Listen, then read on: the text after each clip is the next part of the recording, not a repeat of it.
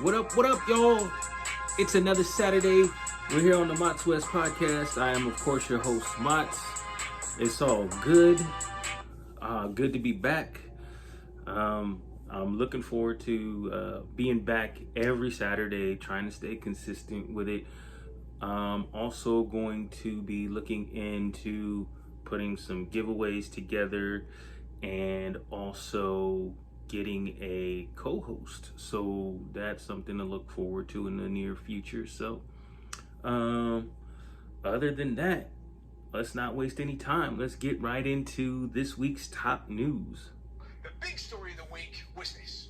Of course, the story that rocked the wrestling world was the passing of legendary icon Hulk Hogan, whose real name is Terry Bollea. If you're my age, you definitely either grew up on Hulk Hogan, knew who Hulk Hogan was, and then as kids, and then as we got older, found out, the true nature of Terry. Had a bit of a well, I won't say a bit, he had a lot of challenges as far as his views on race and social issues, a lot of family issues with the passing of his son and the estrangement from his wife and daughter. So his last appearance was actually in LA on the premiere of Raw on Netflix, and the Hulkster, got booed out of the building, which was his last television appearance, I believe. But as a wrestler, as a performer, he will be missed. As a person in his behind the scenes life, that can lay with him, in my opinion. Also, things that I missed. There was one other major injury that I missed, which was Chad Gable, who is now pulling double duty playing El Grande Americano. So he's out with a shoulder injury that is legit. It's not part of the show.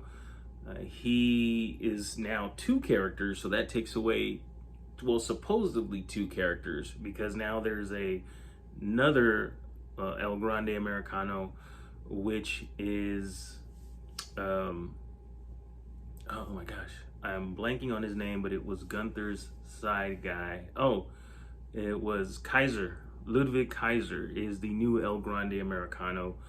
So that's going to be a crazy situation to watch when Chad comes back from injury. So we'll have possibly two El Grande Americanos, and we'll have a mass luchador showdown. So I know beyond that bad news, somebody has got to be Living my best week. okay. So with that, we get into all the shows, because wrestling is on Saturday through Saturday, and we just kind of go over the main event, which is all you need to know, which is normally the last half hour, 15 minutes of the show, and that tells you the whole story of what's going on as far as that company goes. So we're going to start off on Saturday, which is Collision. You can catch it every Saturday on TNT at 5 p.m. You had Bandito, Dorado, and Jet Speed defeating the Don Callis family, which is not too high profile of a main event, but they're trying to showcase different wrestlers, I guess, and the lesser known members of the Don Callis family, like the newest members, Rocky Romero, Hechicero, Lance Archer, and Josh Alexander. So, trying to give the other Don Callis members not named Takeshita and Protostar, and now Okada, who it's crazy that he's a part of the Don Callis family now. So they're trying to give the lesser members some shine, and I get what they're doing there. So that's Collision. All right, let's skip to Monday Night Raw. Roman Reigns, after returning last week, was scheduled to have some in-ring mic time so he could speak his piece, but before he could come out, Heyman and the Brons, now what they're calling Bronson Reed and Braun Breaker, they came out before Roman Reigns could come out and basically tried to steal his time and his thunder, but Roman Reigns wasn't having that, came out, interrupted them, got in the ring, they got into it. It was Roman Reigns versus the Brons, and then out comes Cousin Jay, main event Jay Uso, to help save the day. So afterwards, Roman Reigns sent a video out on his TikTok or on X, asking, "Hey Jay, you want to be my tag team partner for SummerSlam versus the Brons?" And Jay said, "One word, 4 letters, yeet." All right, so it looks like it's going to be a reunion of the Bloodline versus the Brons now, as we call them, Braun Breaker and Big Bronson Reed. So that was Raw. Tuesday, NXT, you had Obafemi, the NXT champion, in a triple threat, basically beating Yoshika Inamura, who is a new guy in NXT from Japan, and Josh Briggs. That's light work for Oba. You know Oba's gonna just run over everybody until he goes up to the main roster. Then on Wednesday, you know what that means. It's AEW Dynamite. You had Mark Briscoe surprisingly getting a win over Claudio Castagnoli. Afterwards, of course, the Death Riders came out, tried to jump my boy Mark Briscoe, tried to jump Chicken, but Hangman had his back. Hangman comes out, basically stops the whole ruckus. They were trying to choke Chicken. They were trying to choke the chicken. So Hangman put a stop to that and challenged Jon Moxley to a title rematch next week on Dynamite. Only this time, everybody's going to be banned from ringside. So that's going to be interesting. Then you got Thursday nights, which is TNA, which you can actually catch. NXT is on the CW at 5 p.m. Dynamite is Wednesdays on TBS at 5 p.m. Then you have TNA every Thursday on Access TV at 5 p.m. Mike Santana and Joe Hendry went one-on-one after their three-way triple threat match at Slammiversary, where they tried to take the title off of Trick Williams but failed. Mike Santana beat Joe Hendry clean, and afterwards they kind of got in each other's face, but then, shook hands because they all have the same goal, and that's getting the TNA belt back from being on somebody from NXT who is Trick Williams. So that takes us to Friday. SmackDown is on every Friday on USA at 5 p.m. So you had Andrade and Rey Fenix versus the Wyatt Six for the tag team titles on SmackDown. That went to a no contest because other members of the Wyatt Six interfered in the match, namely Nikki Cross pulling out the referee, and the referee basically threw the match out. Afterwards, all the other tag teams came out and started at first attacking the Wyatt Six, and Eric Rowan was laying them out, but then came the Street Profits, who finally, put one on Eric Rowan, big Eric Rowan, and all the tag teams started going at each other. So finally, Nick Aldis comes out and announces that at SummerSlam next Saturday, it's going to be all the tag teams competing in a TLC tables, ladders, and chairs match. So with that being said, the show that's is going to be, I'm going to give it to SmackDown because they're highlighting their tag team division, which they've been really, really weak before. WWE really didn't do that great with their tag teams, and they're not doing great with their tag teams on Raw. So at least they have a bright spot on SmackDown where they're actually hyping up their tag team division and gave them the shine this past Friday. So SmackDown, you living your best week. I'm living my best week.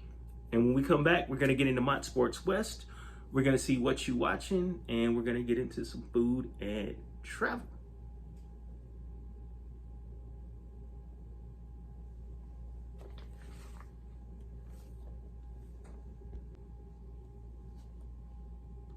Our coaching did a horrible job. The players did a horrible job. We got our ass kicked. That's the great thing about sports. You play to win. And I don't care if you don't have any win. All right, we're back with Mott Sports West, where I bring you the latest news about the only teams that you need to know, the three major West Coast teams. That's Lakers, Dodgers, and Rams. So with no further ado, let's get right into it. Looks like this week on his show, Colin Cowherd on Fox basically said that the Browns are interested in the nephew of Eli and Peyton, Arch Manning. Arch Manning is now a junior at Texas. He's supposed to be the starting quarterback this coming year.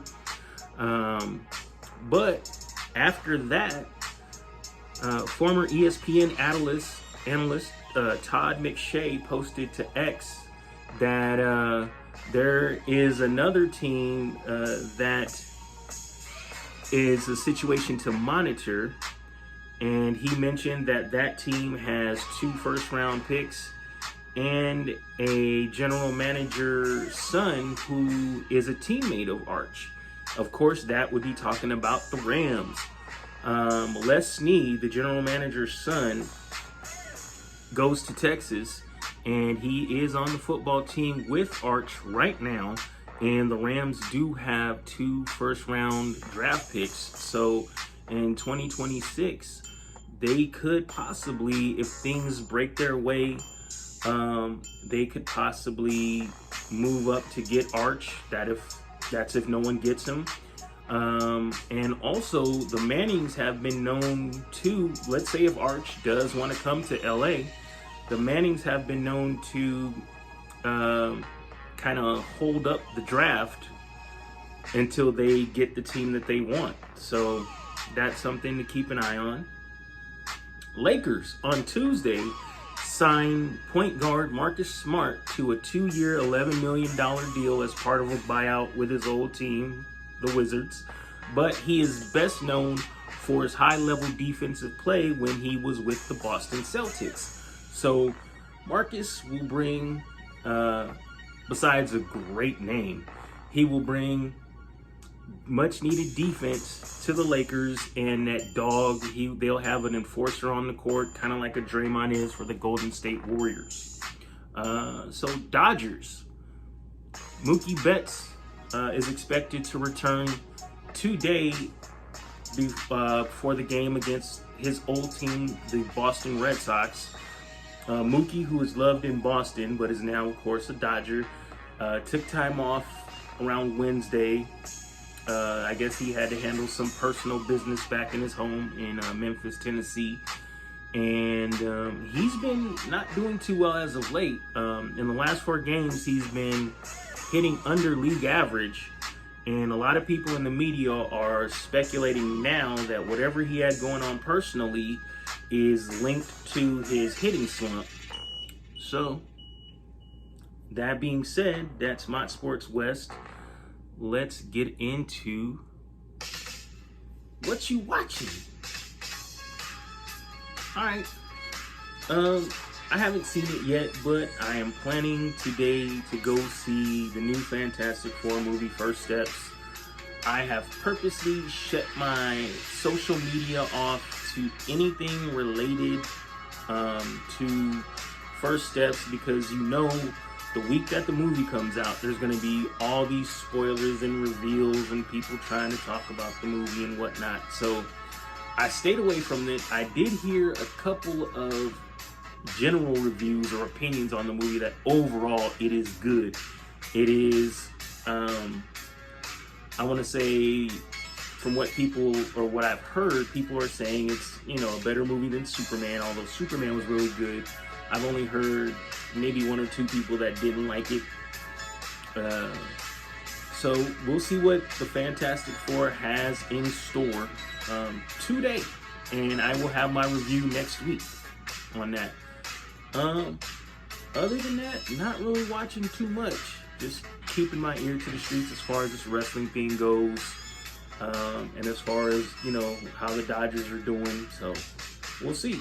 Also, going back, Rams training camp, it has opened up, so I'm paying attention to that. So more sports related. So we'll see what Fantastic Four is hitting on, and like I said, I'll tell you next week what I think. Right? Now, as far as traveling, I'm back here in St. Louis, and had a chance to go to a Thai restaurant in South St. Louis called Pad Thai. The dish I had was good, but not memorable. I think what was the most memorable thing about the menu was the Pad Thai, was the Thai fried rice. I'm sorry. It just had its own unique flavor to it. It had lots more ginger, garlic flavor to it. We got chicken in it. And normally, the thing about it, when I go to Asian restaurants like Chinese, Japanese, Thai, Korean, Vietnamese, I normally take something home with me. I normally, you know, don't finish it, but this rice and everything was so good that I ended up finishing everything at the restaurant, at the sitting. Also, the margaritas are great. Margaritas are on point. They have a little bar, and so, yeah, margaritas was hitting. So Pad Thai, I would definitely give them a 7 out of 10, highly rated. So if you're in South St. Louis, give Pad Thai a try. And give me a try next week, because I'll be back next Saturday with more W.E.S.T podcast. And y'all have a great week. Stay blessed. Peace.